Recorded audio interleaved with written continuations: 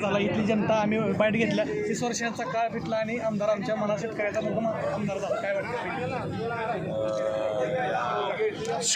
मतदारसंघात सर्व मतदार ज्या जनतेचे त्या ठिकाणी खूप आभार मानतो. 30 वर्षाच्या दीर्घ काळानंतर 30,000पेक्षा जास्त मतांनी त्या ठिकाणी जनताने कौल दिला आहे. अजून मतमोजणी सुरू आहे, अजून 2-3 फेऱ्या सुरू आहेत आणि नक्की मला खात्री आहे की अजून देखील मताधिक्य वाढेल. आणि या जनतेनं या बरोबर देशाचे नेते शरदचंद्र पवार साहेब, मोठे दादा आणि खासदार साहेब, त्याचबरोबर माढा मतदारसंघातील तमाम जनता, माझे आईवडील, माझे सर्व सहकारी, माझे मित्रपरिवार, जो माझ्याकडे कुठल्याही अपेक्षांशिवाय त्या ठिकाणी माझ्यासोबत राहायला तळागाळातला माणूस मला ज्यांनी साथ दिली मोलाची, सर्व तमाम यश त्यांना समर्पित करतो. शरद पवारच्या पट्ट्यानं धपका दिलाय काय?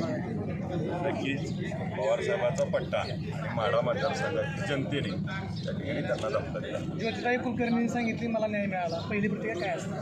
खरंच ज्योतिताईंवरती झालेला अन्याय, एखाद्या माणसाचा जीव घेणं आणि त्यांना एवढ्या वर्षानंतर त्या न्यायासाठी प्रतीक्षा करावी लागली.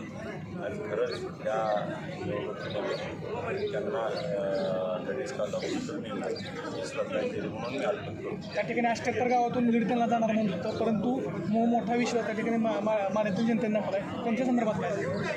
ज्या विजनच्या माध्यमातून माढा मतदारसंघाची प्रत्येक गोष्टी बांधतोय त्या मुंबईला जाऊन भेटल्यानंतर परवा दिवशीपासून बैठक घेऊन सगळा कार्यक्रम राबवून शेवटच्या माणसापर्यंत जे जे शब्द दिले ते विजन आपल्यासमोर मांडून भविष्य काळात हे सगळं करून दाखवण्यासाठी मी आत्तापासून कामाला लागलो. फॉर्म भरताना तुम्ही गोपीनाथ शिंदे यांचा आशीर्वाद घेतला होता. विजयानंतर तुम्ही कधी आशीर्वाद घेण्यासाठी जाणार आहे? नेमकं जाणार आहे, दादांचा आशीर्वाद मलाच मिळाला आहे असं